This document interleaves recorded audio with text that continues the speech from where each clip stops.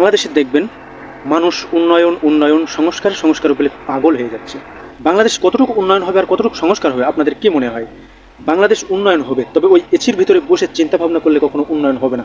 কারণ বাংলাদেশ যদি উন্নয়ন করতে হয় তাহলে দালাল মুক্ত বাংলাদেশ করতে হবে। আমাদের বাংলাদেশে যে কাজটি আপনি করতে চান সেখানে দালাল ছাড়া কোনো একটি কাজও হয় না। কারণ কি, এই দালাল বাংলাদেশ থেকে তাড়াতে হবে, এই দালাল বাংলাদেশ থেকে হটাতে হবে, তারপরেই যে বাংলাদেশ উন্নয়ন হবে।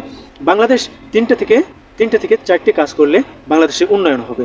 এসির ভিতরে আপনি যে চিন্তা ভাবনা করেন সম্পূর্ণ চিন্তা ভাবনা বাদ দেন, আপনি এসি থেকে বাইরে আসেন, বাইরে এসে দুনিয়াটা ঘুরে দেখেন আসলে আপনার বাংলাদেশে কী ঘাটতি আছে আর কী ঘাটতি নেই। এই বিষয় নিয়ে আজকে আমি কথা বলবো। সেটা হচ্ছে তিনটে চারটে বিষয়ে আমি কথা বলেছি। সেটা হচ্ছে প্রথমত দালাল মুক্ত বাংলাদেশ করতে হবে, দ্বিতীয়ত চোর মুক্ত বাংলাদেশ করতে হবে, তৃতীয়ত ডাকাত মুক্ত বাংলাদেশ করতে হবে, চতুর্থত চাঁদাবাজ ধর্ষণ লম্পট এদেরকে ত্যাগ করতে হবে। তাহলে বাংলাদেশে অনায়াসে উন্নতি চলে আসবে।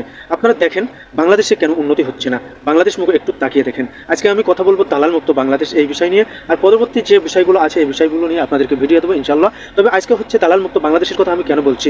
আপনি একটি পাসপোর্ট করতে যান, আপনি দালালের হাতে যদি পাসপোর্টটা না দেন আপনার পাসপোর্ট হচ্ছে না। সরকার যতই চিল্লাক ওখানে বসে পড়ে সরকার কোনো কাজই করতে পারছে না। দালাল মুক্ত বাংলাদেশ এখানেই করতে হবে। আপনি একটা লাইসেন্স করতে যান, দেখেন যে লাইসেন্সের লও বোঝে না, সে যে গাড়ি চালাতে পারে না, তার লাইসেন্স হয়ে যাচ্ছে অলরেডি। কিসের কারণে? এখানে দালালের হাতে টাকা দিচ্ছে, দালাল অলরেডি করে দিচ্ছে। একটি লাইসেন্স করতে 2700 থেকে 3700 টাকা খরচ হয়, সেখানে আমাদেরকে টাকা লাগছে 8 থেকে 9000, 12000, 13000 টাকা লাগছে। কেন লাগছে? এই দালাল মুক্ত বাংলাদেশ করতে হবে।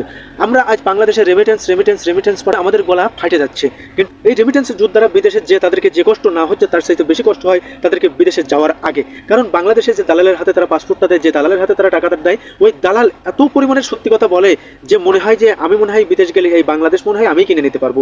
এমনভাবে বাংলাদেশে কথা বলে এই দালালগুলো।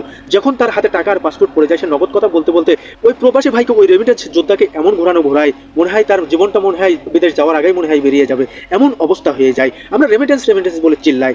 আপনি ডক্টর ইউনূস বলেন, আপনি শেখ হাসিনা বলেন, আপনি খালেদা জিয়া বলেন, এখনো পর্যন্ত যে কটা সরকার এসেছে, আপনি এরশাদ বলেন, আপনি শেখ মুজিব বলেন, আপনি জিয়াউর রহমান বলেন, যে কটা সরকার বাংলাদেশে এসেছে এই প্রবাসী এই রেমিটেন্স যোদ্ধাদের জন্য কিচ্ছু করতে পারে নাই। আমার কলাটা করেছে। আমি যদি এত কথা আপনাদেরকে বলি, আমার কথাগুলো আপনাদেরকে অনেক খারাপ লাগবে, কিন্তু খারাপ লাগলেও আমার বলার কিছু নেই। কথাগুলো আজকে আপনাদেরকে শোনাই লাগবে, আর আজকে আমাকে বলাই লাগবে। কারণ একটি ছেলে যখন সে প্রবাসে যেতে যায়, যখন সে পাসপোর্ট এবং তার টাকা জমা দেয়, তখন সে জিম্মি হয়ে যায়।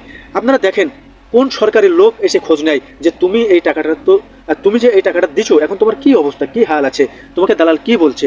কোন সরকারের লোক এসে এই কথাটা বলে? কেউ বলে না। তাহলে একটা রেমিটেন্স যোদ্ধা যখন সে বিদেশ যায়, তখন সে তার নিজের ইচ্ছায়, সে তার কষ্ট করে, মাথার ঘাম পায়ে ফেলে, তার জীবনকে উৎসর্গ করে, তার জীবনের সাথে যুদ্ধ করে এমন একটা অবস্থায় সে বিদেশ যায়।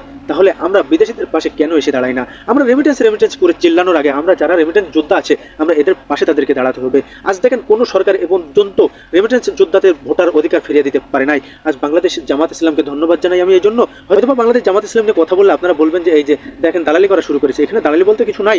আপনারা তো অনেকেই ক্ষমতায় ছিলেন, অনেকে আছেন, আপনারা জানেন যে বিদেশে যারা আছে এদের ভোটার অধিকার কেউ ফিরিয়ে দিতে পারেনি। এই ভোটার অধিকার নিয়ে কথাও বলিনি, বরঞ্চ আরও আমি দেখেছি যে পাপিয়া নামক যে একটি মেয়ে আছে শুধু চিল্লায় আর চিল্লায়। এই পাপিয়া সে হচ্ছে আরো বিরোধিতা করেছে, আর এখানে রেমিটেন্স যোদ্ধাদের ভোটার অধিকার ফিরিয়ে দিতে যাচ্ছে, আর আপনারা এখানে চিল্লাই কথা বলছেন। এখানে একটি কথা দেখেন যে আমি যে বিষয়টা বলছিলাম সেই বিষয় নিয়ে আমি আবার আসি, যেটা হচ্ছে যে একটি ছেলে যখন বিদেশ যাবে আমাদের সরকারের উচিত তার তদারকি করা। তার টাকাটা কে নিল, তার পাসপোর্টটা কে নিল, কেন তাকে এত দেরি করছে, কেন তাকে ঘোরাচ্ছে, কোন কাজের কথা বলে নিয়েছিল, কেন তাকে সেই কাজ দিচ্ছে না, কোথায় তাকে জিম্মি করে রেখেছে, কোথাও তাকে আটকে রেখে টাকার জন্য চাপ দিচ্ছে কিনা। এমন কায়দায় কোনো সরকার এ পর্যন্ত বাংলাদেশে এসে কোনো কথা বলতে পারে নাই। কেন পারে নাই এই বিষয়টা আমাদেরকে জানতে হবে। আমরা রেমিটেন্স বলে চিল্লালেই হবে না, আমাদেরকে রেমিটেন্স কে পাঠাবে এই বিষয় তাদেরকে দেখতে হবে।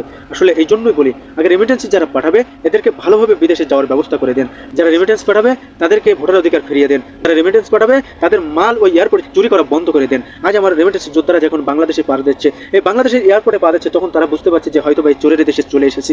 তাদের ব্যাগের ভিতরে যা কিছু থাকছে সব কিছু বের করে নিচ্ছে, ভালো ভালো জিনিসগুলো বাহির করে নিচ্ছে। আজ পর্যন্ত কি কেউ কোনো সরকার এসে এদেরকে শাস্তি দিতে পেরেছে? কোনো শাস্তি এদেশের সরকার এদেরকে দিতে পারে নাই। তাহলে চোর বাড়বে না কি বাড়বে? এই চোরের বিষয় নিয়ে, ডাকাতের বিষয় নিয়ে আমি পরে কথা বলবো। তাই আমি বলেছি যে দালাল মুক্ত বাংলাদেশ করতে হবে।